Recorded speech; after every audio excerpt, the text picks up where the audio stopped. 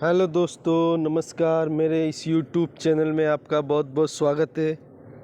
तो आज हम बात करेंगे BASF इंडिया LTD कंपनी के बारे में। तो आप देख सकते हैं हम आ गए हैं BASF इंडिया LTD कंपनी के शेयर चार्ट के ऊपर। तो आप देख सकते हैं इसका जो करंट प्राइस चल रहा है 3340 रुपये इसका करंट प्राइस चल रहा है। और जिसने जो एक दिन में रिटर्न दिया है वो 1.5% का रिटर्न दिया है। पैसे में बात करें तो 51 रुपये का रिटर्न दिया है। 5 दिन में आप देख सकते हो 3.71% का रिटर्न दिया है, जो कि रुपए में देखा जाए तो 119 रुपये का रिटर्न दिया है इसने। वहीं आप देख सकते हैं एक महीने में 21% का रिटर्न दिया है, 581 रुपये का रिटर्न दिया है। और आप 6 महीने में देख सकते हैं 22% का रिटर्न दिया है, जो 603 रुपया होता है। और एक साल में आप देख सकते हैं इसमें हल्की सी गिरावट है 6-7% की।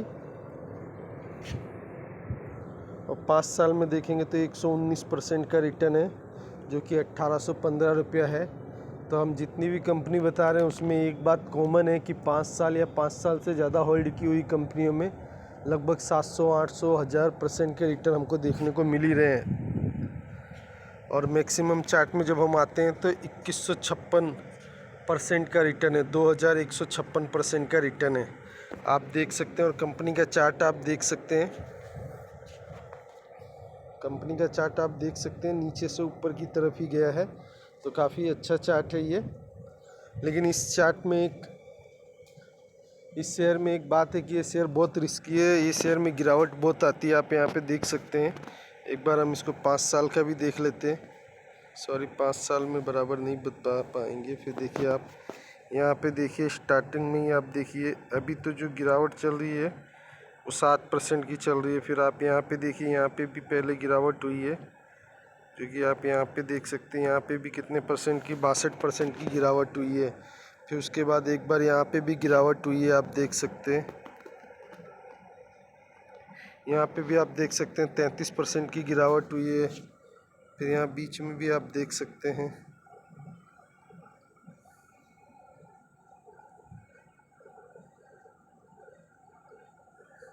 यहाँ पे भी आप देख सकते हैं 25% की गिरावट हुई है। तो कहने का मतलब क्या है कि कंपनी में जब भी गिरावट आती है तो बड़ी बड़ी गिरावट आती है, 25-30% की गिरावट आती है। अभी तो कंपनी केमिकल सेक्टर की है, तो केमिकल सेक्टर में तो सभी कंपनी अपने पिक पे चल रही है। तो ये कंपनी भी अभी अपने हाई पे ही चल रही है, थोड़ी बहुत ही गिरावट है। तो अभी तो इसमें हम एंट्री नहीं करेंगे, वेट करेंगे कि ऐसी कंपनी 10 या 15%, 20% गिरावट आएगी तब बाई कर सकते हैं। तो अभी इसके बारे में और आगे देख लेते हैं। तो कंपनी का जो हाई है वो 3790 रुपये का है और कंपनी अभी 3340 रुपये पे चल रही है। तो लगभग 400 रुपये की गिरावट है।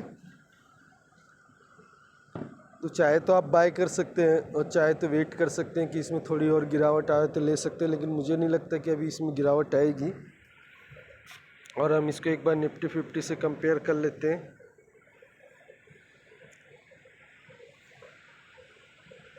तो निफ्टी 50 में हम मैक्सिमम में ही देख लेते हैं। तो ब्लू वाला चार्ट जो रहेगा वो निफ्टी 50 का रहेगा और उसने 1693% का रिटर्न दिया है। और BASF कंपनी ने जो रिटर्न दिया है वो 1895% का दिया है।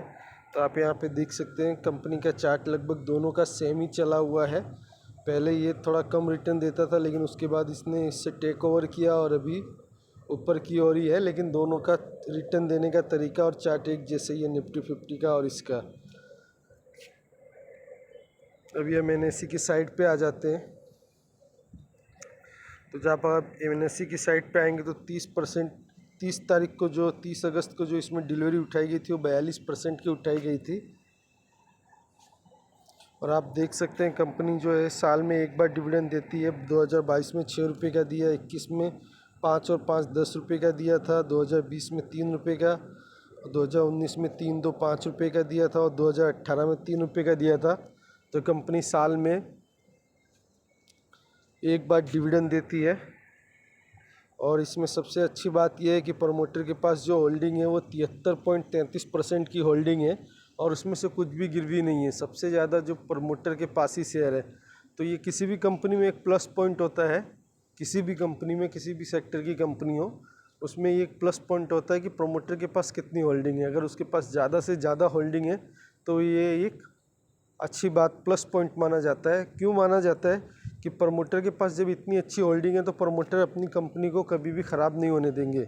और इस सिचुएशन में जब अभी बहुत सी कंपनियों में देखा भी गया है कि जब सिचुएशन ख़राब आती है या कंपनी ख़राब हो जाती है तो प्रमोटर खुद ही अपने शेयर छोड़ के भाग जाते हैं। लेकिन यहाँ पे 73% की होल्डिंग है, इसका मतलब कंपनी अच्छी है और इसके जो प्रमोटर है वो भी कंपनी की ग्रोथ के लिए मेहनत करते हैं, इस तरह से हम बोल सकते हैं।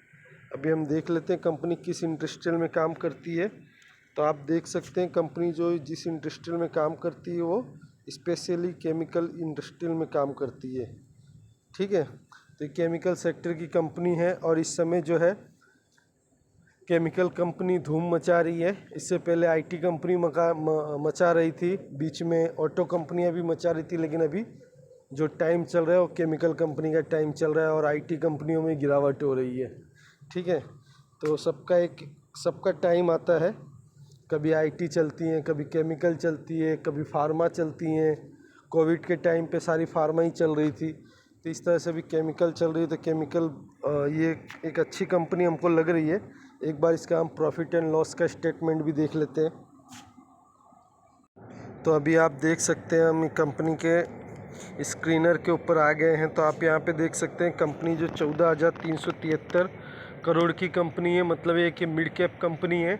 मिड कैप कंपनी में क्या होता है कि गिरावट भी आती है तो अच्छी खासी आती है, और मैंने आपको चार्ट पे दिखाई दिया, और जो तेज़ी भी आती है तो अच्छी खासी आती है। तो ये कंपनी पहले ऐसा हो चुका है इस कंपनी में पहले भी कि कंपनी में जब भी गिरावट आई तो 25%, 30%, 50% तक भी गिरावट आई है।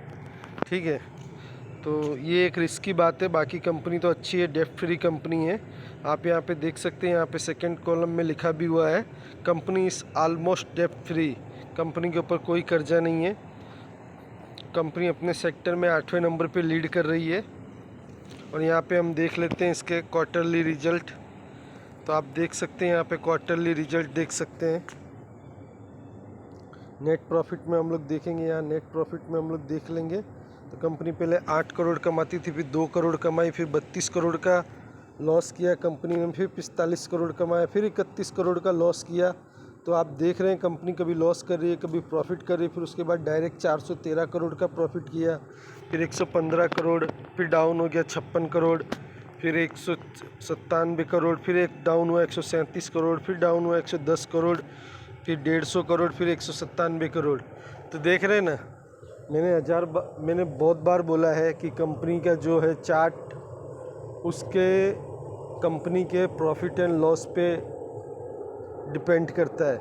इसमें होता है क्या, जब कंपनी लॉस में जाती है या अपने पहले वाले प्रॉफिट से कम प्रॉफिट करती है तो इसमें क्या होता है कि जो इन्वेस्टर रहते हैं वो अपने शेयर सेल करते हैं। उनको ऐसा लगता है कि कंपनी ने इस क्वार्टर में 400 कमाया, अगले क्वार्टर में वो 100 ही कमा रही है, तो ये कंपनी ख़राब हो गई है। वो अपने शेयर सेल करते हैं। जब उसमें सेल ज़्यादा होता है और बाई कम होता है तो शेयर के भाव गिरते हैं। और इसी तरह से फिर उल्टा हो जाता है। जब कंपनी 100 करोड़ कमाने वाली कंपनी अगले क्वार्टर में 200 करोड़ या 300 करोड़ कमाती है तो वहाँ पे बायर आ जाते हैं और कंपनी में बाय करते हैं। सेल करने वाले कम होते हैं तो कंपनी हाई पे जाती है। इसलिए हम चार्ट को हमेशा कंपनी के प्रॉफिट एंड लॉस से हम लोग एक बार मैच करने की कोशिश करते हैं, और जहाँ पे अनमैच होता है वहाँ पे समझो कुछ ना कुछ गड़बड़ है, ऐसा मैं मानता हूँ। तो आप यहाँ पे देख सकते हैं, हम लोग ईयरली पे आ जाते हैं, जो ईयरली इनके रिजल्ट है वहाँ पे आ जाते हैं। तो आप देख सकते हैं हम 2011 से देख रहे हैं। तो यहाँ पे आप देख सकते हैं नेट प्रॉफिट में 118 करोड़, फिर डाउन हो गया 110 करोड़, फिर 114 करोड़, फिर 128 करोड़। फिर उसके बाद देखिए डायरेक्ट 3 क्वार्टर में लॉस ही रहा इनको। फिर उसके बाद 246 करोड़ का प्रॉफिट हुआ, फिर 82 करोड़ का, फिर 23 करोड़ का, फिर उसके बाद आप देख सकते हैं 553 करोड़ का, फिर 595 करोड़ का, और अभी 594 करोड़ का। तो आप देख सकते हैं 594, आप 118 करोड़ से ग्रोथ करते हुए आप गए, जो वो गए आप 598 करोड़ तक गए। तो आप प्रॉफिट तो कर रहे हैं, आपका कंपनी ग्रोथ तो कर रही है, बहुत काफ़ी ग्रोथ कर रही है, लेकिन बीच बीच में इन्वेस्टर को झटका दे देती है जो इस तरह के लॉस करती है। तो आप देख सकते हैं कंपनी ने ऐसे 3 साल लॉस किया था। तो वो कौन से साल थे? 15, 16 और 17 में कंपनी ने 3 बार लॉस किया था। उसके बाद कंपनी ने कंटिन्यू प्रॉफिट बनाया है। तो अभी तो कंपनी प्रॉफिट में चल रही है, ये एक अच्छी बात है। तो अभी हम इस कंपनी में इन्वेस्ट कर सकते हैं, लेकिन कब? जब 10 से 15% की और गिरावट आवे तब। बहुत से लोगों का मानना ये है कि कंपनी एकदम पीक पे है तभी इन्वेस्ट करो, क्योंकि पीक और पीक पे जाता है। तो मैं तो इस बात को नहीं मानता हूँ। सभी कंपनियाँ अच्छी होती हैं और सभी कंपनियाँ पीक पे जाती हैं, और सभी कंपनियों में जब 10 से 15% की गिरावट होती है तो हम उसको बाय कर सकते हैं। तो हम तो ये मानते हैं, देखो कंपनी डेट फ्री है, प्रॉफिट अच्छा करती है, अभी फ़िलहाल प्रॉफिट अच्छा कर रही है, डिविडेंड भी देती है, ठीक है, चार्ट भी इसका ग्रीन है। तो इस समय तो ये कंपनी हमको बहुत अच्छी लग रही है, कंपनी के सेल्स भी अच्छे चल रहे हैं, तो ये सब चल रहा है। और ऐसी कंपनी जब 10-15% डाउन होती है तो उसको वहाँ से ख़रीद लेने का होता है, ना कि सेल करने का होता है। तो अभी हम इसको वॉच करेंगे, जब भी इसमें 5-10% की गिरावट, 10-15% की गिरावट आएगी तो हम इस पर एक बार वीडियो बनाएंगे, और अगर हम इसको बाय करेंगे तो हम आपको वीडियो बना के बताएंगे हम बाय करेंगे। क्योंकि अभी मेरे पास भी बहुत कंपनियां हो गई हैं, तो सब पे नज़र रखना मुमकिन नहीं है, लेकिन फिर भी मैं अच्छे शेयरों की तलाश करता रहता हूं, और जो भी अच्छे शेयर मिलते हैं मैं वो आपके सामने लाता रहता हूं। और मैं पूरी कोशिश करता हूं मेरी तरफ से कि मैं आपके सामने फंडामेंटल स्ट्रॉन्ग कंपनियां लेके आऊं, ठीक है। तो आपने मेरी कंपनियों में खासियत देखी होगी, अगर नहीं देखी तो मैं बता देता हूं। मैं जितनी भी कंपनियां लाता हूं ऑलमोस्ट डेट फ्री होती है। उनका चार्ट जो होता है नीचे से ऊपर की तरफ हरे रंग में ही जाता है, ना कि ऊपर से नीचे लाल रंग में आया हो। ये 2 बातें हो गई। मेरी जो कंपनियां रहती हैं, मैं जो आपके सामने लाता हूँ वो प्रॉफिटेबल रहती हैं। मैं जो कंपनियां लाता हूँ वो मैक्सिमम आपके सामने डिविडेंड लेके ही आती रहती हैं। और रही बोनस की बात, तो बोनस हर कंपनी में नहीं मिलता है, और बोनस मिलता भी है तो 5 साल 10 साल में एक बार किसी किसी कंपनी में मिलता है। तो हम बोनस के चक्कर में और डिविडेंड के चक्कर में तो रहते नहीं हैं। हाँ, अच्छी कंपनियों को आप होल्ड करोगे 5 साल 10 साल, तो उसके बीच में आपको पक्का 2 से 3 बार बोनस भी मिल जाएगा, और हर साल में 1 बार 2 बार 3 बार डिविडेंड भी मिल जाएगा। तो मेरा तो पर्पस ये रहता है कि मैं वही कंपनियाँ आपके सामने लाऊं जो ग्रोथ करती हों, नीचे से ऊपर की तरफ जाए, ठीक है, जिससे हम उस शेयर पे 500, 1000 रुपया, 1500 रुपया साल, 1.5 साल, 6 महीना, 2 साल वेट करके हम उसको बेच सकें, ठीक है। तो अगर मैं इस तरह से अच्छे अच्छे वीडियो और अच्छे अच्छे शेयर आप लोगों के लिए चुन के लेके आता हूँ। अगर आपको मेरा ये वीडियो अच्छा लगता है और मेरे वीडियो बनाने का तरीका अच्छा लगता है तो आप मेरे चैनल को प्लीज़ सब्सक्राइब कीजिए, लाइक कीजिए, शेयर कीजिए। मिलेंगे नेक्स्ट वीडियो में।